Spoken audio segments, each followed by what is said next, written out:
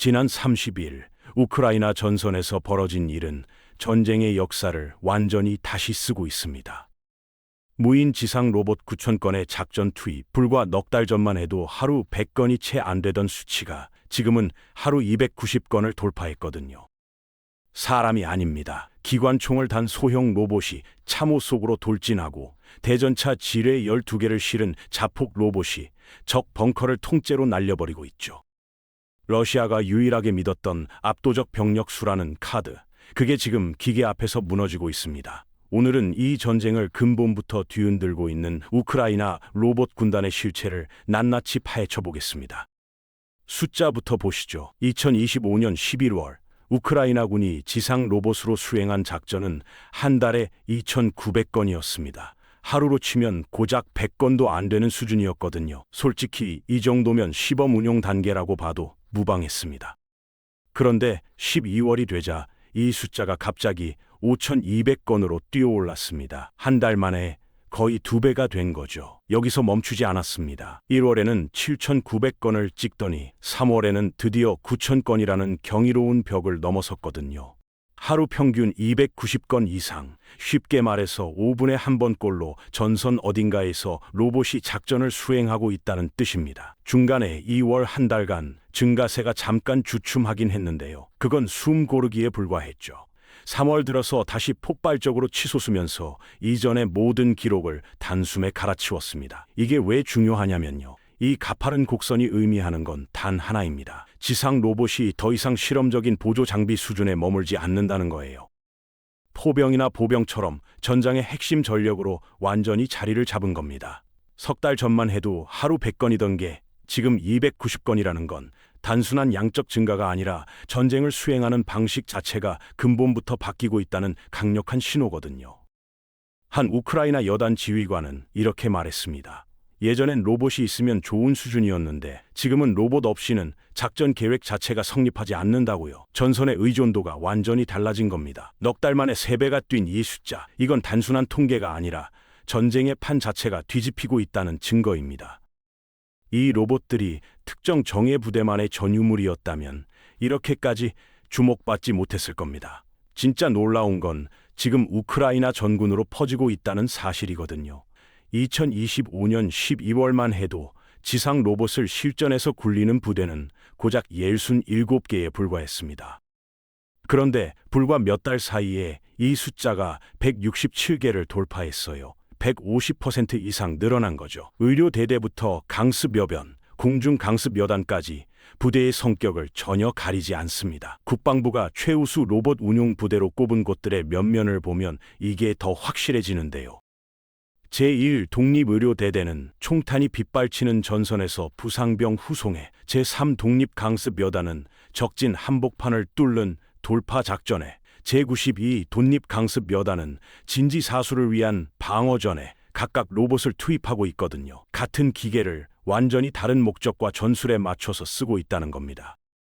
제3 작전여단이나 제95 독립공중강습여단 같은 부대들도 속속 로봇을 도입하면서 이 기술의 범용성을 스스로 증명해 보이고 있죠. 여기서 핵심은 이겁니다. 전문가들이 수년 전에 우크라이나가 결국 질 거라고 봤던 가장 큰 이유가 바로 병력 수의 절대적 열세였거든요.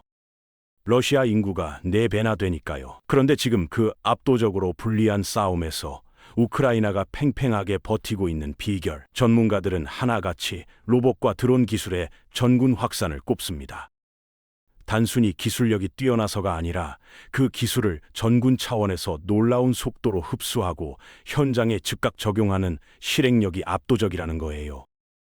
67개 부대에서 167개 부대로, 이건 단순한 장비 확산이 아니라 우크라이나 군대 전체가 로봇 중심으로 체질을 완전히 바꾸고 있다는 뜻입니다. 지금이야 기관총 달고 적진으로 돌진하는 전투 로봇이 화제지만 처음부터 그랬던 건 아닙니다. 이 기계들의 시작은 훨씬 소박했거든요. 탄약 상자, 식량팩, 식수통, 최전방 참호에 이걸 갖다 주는 게 초기 로봇의 유일한 임무였습니다.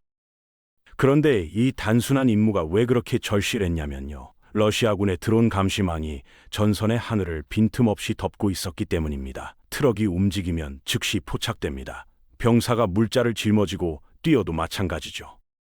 대형 수송 차량은 말할 것도 없고 사람 한 명이 참호 밖으로 고개만 내밀어도 상공의 드론 카메라에 잡혀서 곧바로 포격이 날아오는 상황이었거든요. 보급이 끊기면 전선은 무너집니다. 아무리 용감한 병사라도 총알 없이는 싸울 수 없고 물과 식량 없이는 하루도 버틸 수가 없으니까요.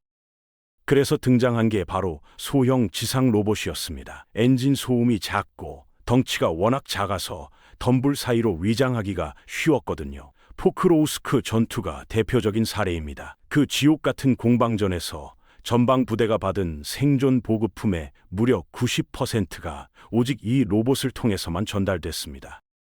사람이 가면 죽는 길을 기계가 묵묵히 대신 간 거죠. 테르밋이라는 이름의 화물 로봇은 한 번에 약 200kg, 성인 남성 2~3명 몸무게에 해당하는 무거운 짐을 싣고 수 킬로미터를 이동했는데요. 조종사는 수마일 밖 안전한 벙커에 앉아서 모니터 화면만 보고 원격으로 운전했습니다. 단 한 명의 아군 희생도 없이요. 첨단 무기가 아니라 묵묵히 짐을 나르는 일개미 같은 역할, 그게 바로 오늘날 치명적인 전투 로봇으로 진화하기까지의 출발점이었습니다. 로봇이 짐만 나른 게 아닙니다. 전장에서 가장 잔인한 순간이 언제인지 아세요? 동료가 바로 옆에서 쓰러졌는데 구하러 갈 수 없을 때입니다. 포탄이 쏟아지는 개활지 한가운데 부상당한 전우가 피를 흘리며 신음하고 있는데 뛰어나가면 나도 죽거든요. 의무병 출신 한 병사는 이런 말을 했습니다. 동료의 비명이 들리는데 몸을 숨기고 있어야 하는 그 순간이 전쟁에서 겪은 어떤 전투보다 괴로웠다고요. 이 끔찍한 딜레마를 기계가 해결하기 시작했습니다. 우크라이나군은 부상병 후송 전용 로봇을 전선에 투입했는데요. 생김새가 독특합니다. 첨단 외형이 아니라 그냥 바퀴 달린 넓적한 들것이에요. 복잡한 기능 다 빼고 오직 한 가지, 사람을 싣고 가장 빠르게 빠지는 것에만 최적화한 거죠. 실제 전투 기록을 보면 소름이 돋습니다. 단 24시간 만에 이 로봇 2대가 중상자 6명을 전원 무사히 후송해냈거든요. 그것도 적의 집중 포화가 쏟아지는 한복판에서요. 인간 병사가 부상당한 동료를 둘러엎고 포탄을 피해 뛰는 것보다 이 기계가 훨씬 빠르고 안정적입니다. 넓은 개활지를 흔들림 없는 속도로 돌파하니까 부상자가 이송 중에 추가적인 출혈이나 골절 같은 2차 손상을 입을 위험도 크게 줄었죠. 무엇보다 구하러 간 병사가 또 다른 사상자가 되는 그 잔인한 악순환을 완전히 끊어낸 겁니다. 더 놀라운 건 이 2대의 로봇이 하루 동안 이동한 총 거리입니다. 왕복으로 무려 300km를 달렸거든요. 사람이라면 체력이 바닥나서 절대 불가능한 거리를 기계는 배터리가 허락하는 한 멈추지 않고 쉬지 않고 달린 겁니다. 피로도 없고 두려움도 없는 바퀴 달린 들것. 그게 전선에서 병사들의 생사를 가르는 골든타임을 묵묵히 지켜주고 있었습니다. 짐을 나르고 부상자를 구하던 로봇들이 어느 순간부터 이빨을 드러내기 시작했습니다. 우크라이나 기술진이 본격적으로 이 기계들을 킬러로 개조한 거죠. 가장 먼저 주목받은 건 JK-2 여단이었습니다. 이 부대는 소형 지상 로봇 위에 칼라시니코프 기관총을 얹어서 세계 최초의 UGV 전담 공격 대대를 편성했거든요. 실험이 아닙니다. 진짜 실전에 투입된 정규 전투 부대예요. 이 전투 로봇들이 하는 일은 단순합니다. 정예 보병조차 고개를 들 수 없는 빗발치는 적의 화망 속으로 그냥 돌진하는 겁니다. 두려움이라는 게 없으니까요. 총알이 장갑판에 튕겨나가든 말든 멈추지 않고 전진하면서 기관총을 난사합니다. 러시아군 입장에서 한번 생각해보면 이게 얼마나 공포스러운 상황인지 감이 오실 겁니다. 한밤중에 참호를 지키고 있는데 우크라이나 병사나 공중 드론의 공격이 올 거라고 대비하고 있잖아요.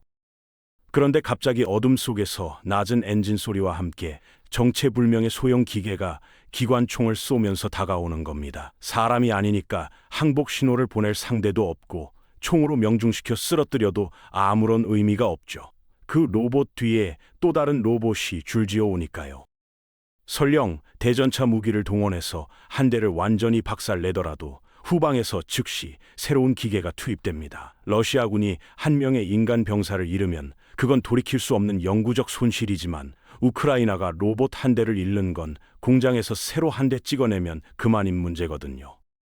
결국 이 비대칭적 구조가 러시아 병사들에게 남기는 선택지는 단 하나뿐입니다. 싸우면 싸울수록 자기들만 손해라는 걸 깨닫는 것. 그게 바로 로봇 전쟁의 잔혹한 본질입니다. 기관총만이 전부가 아닙니다. 우크라이나는 더 소름 끼치는 전술을 꺼내 들었거든요. 대전차 지뢰를 잔뜩 실은 로봇을 적 벙커 한복판까지 몰고 들어가서 통째로 날려버리는 겁니다. 이 자폭 로봇의 가장 무서운 강점은 기다릴 줄 안다는 데 있습니다. 덩치가 워낙 작으니까 덤불 속이나 무너진 건물 잔해 사이에 몸을 깊숙이 숨기고 배터리를 아끼면서 몇 시간이고 꼼짝 않고 잠복하거든요. 그러다가 러시아군이 경계를 풀고 한 곳에 밀집하는 바로 그 최적의 순간을 노립니다. 공개된 실제 작전 영상을 보면 조종사가 게임패드처럼 생긴 컨트롤러를 양손에 쥐고 로봇을 조종하는 모습이 나오는데요. 콘크리트 잔해를 넘고 무너진 벽 틈새를 빠져나가서 붕괴된 건물 내부까지 자연스럽게 진입시킵니다. 화면만 보면 마치 비디오 게임 같지만 이건 사람이 죽고 사는 실전이에요. 이 로봇은 러시아군이 은신하고 있던 벙커 정중앙까지 들어간 뒤 거대한 폭발을 일으켰는데요. 나중에 확인해보니 몸체에 대전차 지뢰를 무려 12개나 탑재한 채 약 20km의 험지를 이동해온 것으로 밝혀졌습니다. 지뢰 하나만으로도 수십 톤짜리 전차를 뒤집을 수 있는 위력인데 그걸 12개나 싣고 간 거죠. 이런 작전이 반복되면서 러시아군 후방에는 극심한 심리적 공포가 퍼지기 시작했습니다. 전선 뒤편의 매복 진지에서 쉬고 있어도 더 이상 안전하지 않다는 걸 몸으로 깨달은 거예요. 언제 어디서 바퀴 달린 작은 기계가 소리 없이 기어 들어와서 자기들을 통째로 폭사시킬지 알 수 없으니까요. 눈에 보이지 않는 시야 사각지대가 곧 죽음의 통로가 되어버린 겁니다. 전장의 로봇이 적을 죽이는 데만 쓰인다고 생각하면 오산입니다. 우크라이나는 이 기계들을 자국민의 생명을 지키는 방패로도 활용하고 있거든요. 러시아군의 충계 대공세 때 실제로 벌어진 일입니다. 주요 타깃이었던 크라마토르스크. 이곳은 전선에서 가깝지만 여전히 수만 명의 민간인이 살고 있는 도시인데요. 이 도심 한복판의 주거 밀집 지역에 대규모 폭격이 쏟아졌습니다. 건물이 무너지고 곳곳에서 화재가 치솟았는데 진짜 문제는 불길이 번지고 있던 방향이었습니다. 바로 대형 가스통 저장소 쪽이었거든요. 가스통에 불이 옮겨붙는 순간 연쇄 폭발이 일어나고 주변 수백 미터 반경이 통째로 초토화될 수 있는 일촉즉발의 상황이었습니다. 그런데 소방대원이나 군인이 직접 현장에 진입할 수가 없었어요. 이유가 있습니다. 러시아군은 첫 번째 폭격 이후 구조 인력이 몰려드는 타이밍에 정확히 맞춰서 두 번째 포격을 가하는 이중 타격 전술, 이른바 더블탭을 즐겨 쓰거든요. 불을 끌어 들어간 소방관과 군인이 후속 포탄에 몰살당할 수 있었던 겁니다. 바로 이 절체절명의 순간에 소방용 특수 로봇이 우크라이나 역사상 처음으로 실전에 투입됐습니다. 조종사들은 충분히 안전한 거리를 확보한 채 원격으로 이 기계를 화재 현장까지 정밀하게 이동시켰고요. 로봇이 강력한 소화액을 정확히 분사하면서 가스통을 향해 번지던 불길의 확산을 완전히 차단해냈습니다. 그 과정에서 위험 지역에 발을 들인 사람은 단 한 명도 없었죠. 이 창의적인 대응 덕분에 가스통 연쇄 폭발이라는 대형 민간인 참사를 사전에 막아냈고, 동시에 더블탭을 노리고 날아온 러시아의 후속 포격 역시 아무런 인명피해 없이 허공을 때리며 끝나버렸습니다. 여기까지 듣고 나면 이런 의문이 드실 겁니다. 우크라이나가 대체 왜 이렇게까지 로봇의 목을 매는 걸까? 답은 잔인할 정도로 간단합니다. 사람이 없거든요. 4년 있는 전쟁이 이 나라의 청장년 인구를 쉬지 않고 갈아넣고 있습니다. 매달 3만에서 3만 5천 명이 새로 징집되고는 있는데요. 문제는 이들 대부분이 스스로 자원한 게 아니라는 겁니다. 비자발적으로 끌려온 사람들이에요. 전선의 참혹한 현실을 뉴스와 SNS로 생생하게 봐왔으니 사기가 바닥일 수밖에 없고, 이게 고스란히 잦은 부대 이탈과 탈영으로 이어지고 있죠. 자원 입대자는 급감했고 징집 기피율은 개전 이래 사상 최고치를 갱신하고 있습니다. 그나마 수년째 참호를 지켜온 베테랑 병사들은 어떨까요? 이 사람들마저 한계에 다다랐습니다. 쓰러뜨려도 끝없이 밀려드는 러시아군의 인해 전술에 몸도 마음도 완전히 망가져서 붕괴 직전의 상태거든요. 여기서 이 전쟁의 본질을 꿰뚫는 핵심적인 숫자 하나를 짚어야 합니다. 러시아 전체 인구는 우크라이나의 4배입니다. 러시아는 전쟁 시작 이후 누적 사상자가 무려 130만 명에 달하는데도 여전히 병력을 충원하며 버티고 있거든요. 같은 규모의 인적 피해를 우크라이나가 감당할 수 있을까요? 절대 불가능합니다. 인구 구조 자체가 그걸 허락하지 않아요. 결국 사람 대 사람으로 맞붙으면 우크라이나는 시간이 갈수록 반드시 지는 구조입니다. 징집할 수 있는 사람은 줄어들고 전선은 점점 얇아지죠. 그래서 기계의 힘을 빌리는 겁니다. 이건 선택이 아니라 국가 생존의 문제예요. 로봇 한 대가 전선에 투입될 때마다 한 명의 병사가 총알바지 대신 살아서 돌아올 수 있다면 이건 더 이상 기술 실험이 아니라 나라를 지키기 위한 마지막 보루인 거죠. 그래서 로봇이 정말 사람을 살리고 있느냐? 숫자가 증명합니다. 우크라이나군 최고사령부가 공식적으로 발표한 데이터에 따르면 다목적 지상 로봇을 전면 배치한 이후 최전방 병력의 전체 사상률이 30% 가까이 떨어졌거든요. 이게 얼마나 대단한 수치냐면요. 매일 전사하거나 부상당하던 병사 10명 중 3명이 이제 멀쩡히 살아 돌아온다는 뜻입니다. 이 효과는 연쇄적으로 퍼졌습니다. 사상자가 줄어드니까 대체 인력을 급하게 전선에 밀어넣을 필요가 없어진 거예요. 덕분에 신병훈련소는 기초훈련 기간을 기존 30일에서 52일로 대폭 늘릴 수 있었습니다. 예전에는 총 쏘는 법만 겨우 가르쳐서 바로 참호로 보내야 했는데 지금은 실전 대비 훈련까지 제대로 시킬 시간이 생긴 거죠. 잘 훈련된 병사가 전선에 투입되면 생존율은 더 올라가고 그러면 또 훈련 여유가 생기는 선순환 구조가 만들어지고 있습니다. 현재 전선의 모습은 이렇습니다. 하늘에서는 드론이 적을 탐지하고 폭격하는 동안 지상에서는 로봇이 탄약을 실어 나르고 부상자를 끌어냅니다. 인간 병사는 가장 위험한 구간에 직접 노출되는 일이 눈에 띄게 줄었거든요. 이런 성과에 고무된 일선 장성들은 파격적인 전망까지 내놓았습니다. 앞으로 지상작전에 투입되는 전체 보병의 3분의 1을 완전한 무인 로봇으로 교체할 수 있다는 겁니다. 그게 현실이 되면 한정된 병력으로도 교대 주기를 짧게 가져갈 수 있어서 병사들이 충분히 쉬고 회복한 상태로 전투에 임하게 되죠. 지치지 않는 기계가 전선을 지키는 동안 사람은 쉬는 구조, 이게 우크라이나가 그리고 있는 미래 전쟁의 청사진입니다. 전장에서 효과가 입증되자 우크라이나는 이제 본격적인 대량 양산 체제로 전환했습니다. 현재 280개가 넘는 방위산업 기업들이 총동원되어 로봇을 찍어내고 있거든요. 목표 수치를 들으면 그 규모감이 확 와닿으실 겁니다. 2026년 한 해 동안만 2만 대 이상의 신형 UGV를 생산한다는 계획입니다. 이 숫자가 왜 중요하냐면요.